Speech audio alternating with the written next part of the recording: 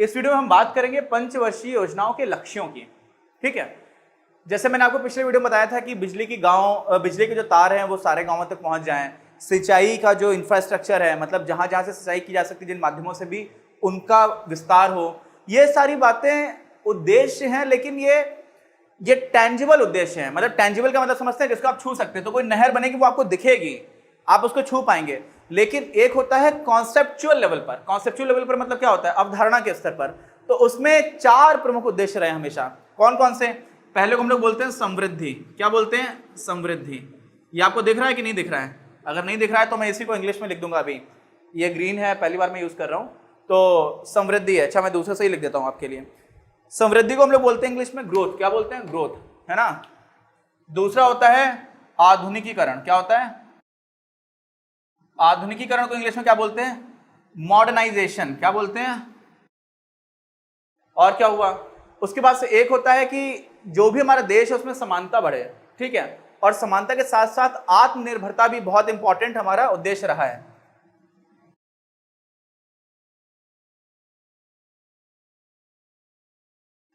देखिए, तो ये 4 उद्देश्य हो गए। समृद्धि मतलब ग्रोथ, आधुनिकीकरण मतलब मॉडर्नाइजेशन, फिर सेल्फ रिलायंस मतलब आत्मनिर्भरता, और समानता मतलब इक्वालिटी। ठीक है, तो ये 4 जो हमारे उद्देश्य हैं, ये चारों के चारों उद्देश्यों को ऐसा नहीं हुआ कि हमेशा ही बराबर इंपॉर्टेंस दी जाए। क्या नहीं हुआ? कि इन सारे को हमेशा ही बराबर इंपॉर्टेंस दी जाए। किसमें? पंचवर्षीय योजनाओं में। पंचवर्षीय योजनाओं के आमतौर पर ये सारे उद्देश्य हैं। हो सकता है कभी ग्रोथ को ज्यादा इंपॉर्टेंस दी जाए, कभी हो सकता है आधुनिकीकरण को ज्यादा महत्व दिया जाए, कभी आत्मनिर्भरता को, और कभी समानता को। तो सबसे पहले हम समझेंगे कि ये है क्या। उद्देश्य तो हो गया, नाम सुन लिया, लेकिन नाम का अर्थ क्या है? देखो, ग्रोथ क्या होती है?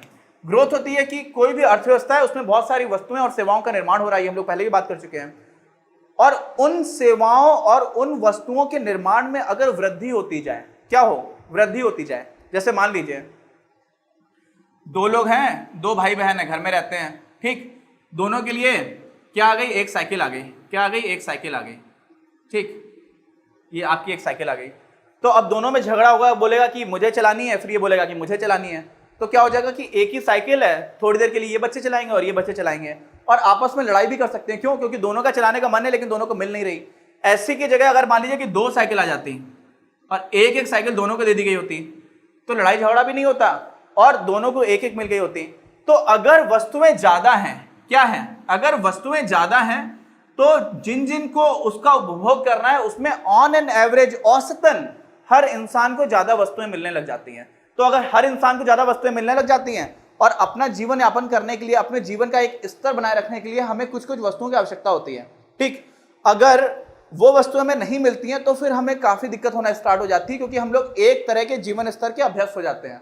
और आमतौर पर यह देखा गया है कि अगर आपके माँ बाप जिस तरह की आर्थिक स्थिति में रह रहे थे, और अगर आपकी स्थिति उससे खराब हो जाती है, तो फिर आपका जीवन बहुत कष्टकारी हो जाता है। यह आमतौर पर देखा गया। एक अलग रिसर्च है कि अगर हमारे पेरेंट्स वो जिस तरह का जीवन यापन कर रहे थे, उससे अच्छा किस सेंस में? वस्तुओं के और सेवाओं के उपभोग के सेंस में। अगर मेरे पास उनसे बड़ा घर है, अगर मेरे पास उनसे ज्यादा अच्छी गाड़ी है, अगर मेरे पास उनसे ज्यादा कपड़े हैं, इन सारी चीजों से भी देखा गया है कि अगर मैं ज्यादा कर ले रहा हूं तो मुझे दिक्कत नहीं है, लेकिन अगर मैं अपने माँ बाप से भी कम कर पा रहा हूं तो फिर मुझे काफी खराब लगता है। मुझे लगता है कि मेरा पास्ट बहुत अच्छा था और मेरा अभी वर्तमान या फ्यूचर और भी ज्यादा खराब होने वाला है। ठीक, तो यहां से क्या बात निकल के आई? बात निकल के आई कि जो वस्तुएं हैं हमारे पास, उन वस्तुओं को अगर हम आम तौर पर पूरे देश के स्तर पे बढ़ा दें, क्या कर दें?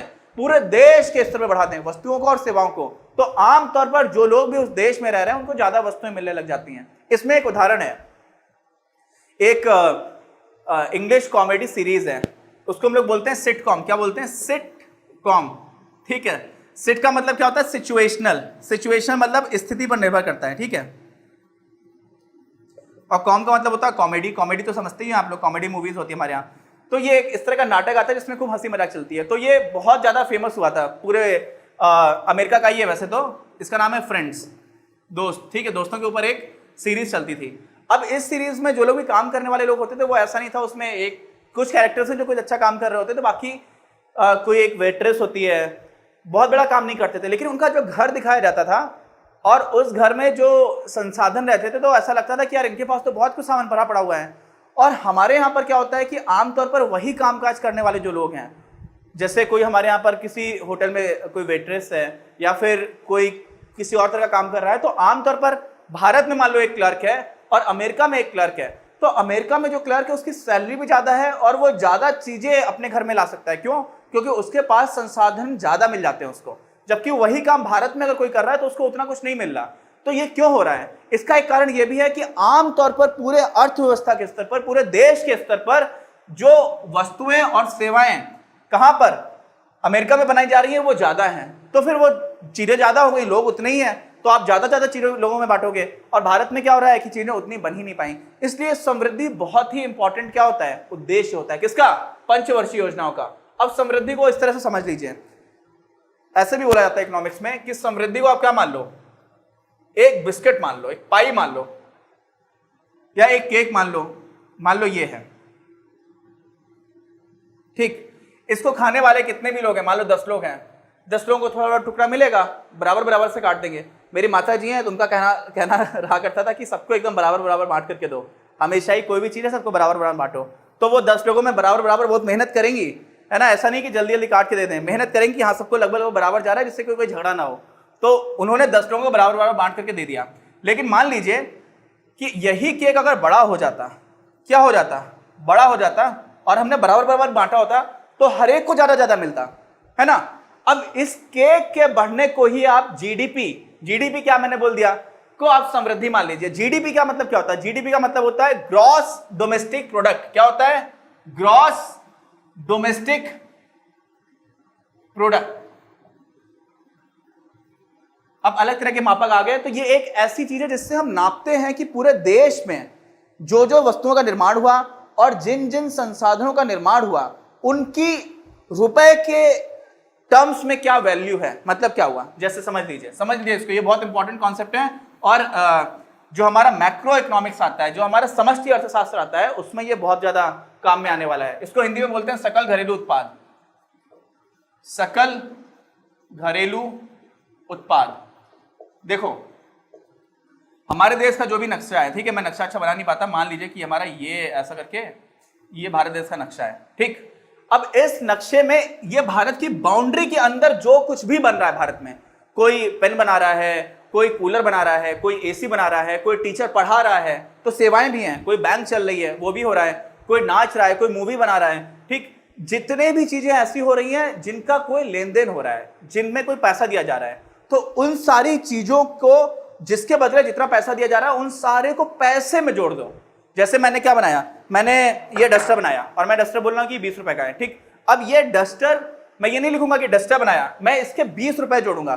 तो ऐसे हर चीज के आप पैसे जोड़ते चले जाओ कि ये कितने रुपए की, ये कितने रुपए की, ये कितने रुपए की, सारे आपने पैसे जोड़ दिए। किसके? जो कुछ भी बना है, कहां पर?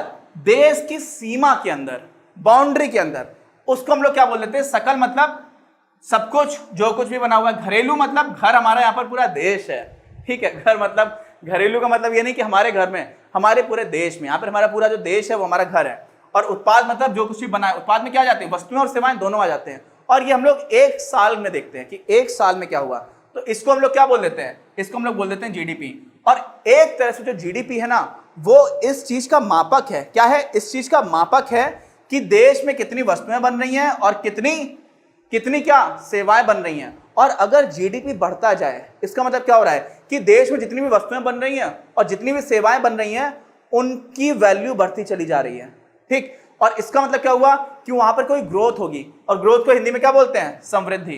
तो समृद्धि का आपको मतलब समझ में आया? समृद्धि हम तब बोलते हैं जब हमारे देश में या किसी भी अर्थव्यवस्था में, अगर अपने देश की बात करेंगे तो हमारे देश की अर्थव्यवस्था में आमतौर पर बनने वाली जितनी भी सेवाएं हैं, जितनी भी वस्तुएं हैं, उन सब की रुपए के टर्म्स में जो वैल्यू है उसको मिला दें और वो बढ़ती जाए, तो हम क्या बोलते हैं कि जीडीपी में ग्रोथ हो रही है। और इस समय पर लॉकडाउन चल रहा है। क्या चल रहा है? लॉकडाउन मतलब देश बंद है, बहुत सारे कारखाने और ये सब नहीं खुल रहे हैं, तो इस वजह से कोई क्रियाकलाप जो भी थे, आर्थिक गतिविधियां, वो रुक गई हैं। और इस वजह से जीडीपी जो है वो इस समय की अगर आप जीडीपी निकालोगे तो निगेटिव ग्रोथ भी हो जाएगी, हो सकता है कि घट गई हो, जिसकी बहुत ज्यादा उम्मीद है इस समय के लिए, 1.5-2 महीने की। तो पूरे देश की जो जीडीपी ग्रोथ थी उस पर भी इसका बुरा प्रभाव पड़ेगा। अपनी क्लास का उद्देश्य आप सभी के लिए आप ही की भाषा में गुणवत्तापूर्ण शिक्षा उपलब्ध कराना है। कक्षा 12 तक के सभी प्रमुख विषयों पर हम वीडियोस बना रहे हैं और कुछ विषयों पर वीडियोस आपके अपने चैनल अपनी क्लास की ही अन्य प्लेलिस्ट पर अपलोड भी हो चुके हैं। ज्ञान के प्रकाश से देश को सशक्त बनाने के हमारे इस प्रयास में इस चैनल को सब्सक्राइब करके और लोगों के साथ शेयर करके अपना बहुमूल्य योगदान जरूर दें। पढ़ेगा इंडिया तो बढ़ेगा इंडिया।